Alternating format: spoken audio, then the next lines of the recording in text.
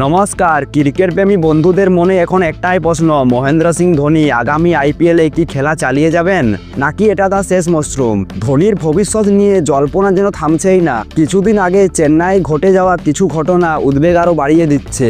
44 বছরের ধোনিকে নিয়ে এই প্রশ্নটা গত কয়েক বছর চলছে। প্রতিবারে ধোনি এমনভাবে উত্তর দিয়েছে যার কোনো স্পষ্ট ইঙ্গিত মেলেনি। চেন্নাইয়ের একটি অনুষ্ঠানে যখন তাকে সরাসরি অবসর নিয়ে প্রশ্ন করা হয়, তিনি বলেন এখন সিদ্ধান্ত নেওয়ার অনেক সময় আছে, ডিসেম্বর পর্যন্ত ভাববো, তারপরে সিদ্ধান্ত নেব।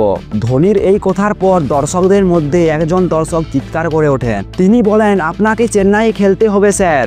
এই কথাগুলো শুনে ধোনি মজার ছলে বলেন, আরে আমার হাঁটুতে ব্যথা হয়, সেটার খেয়াল কে রাখবে।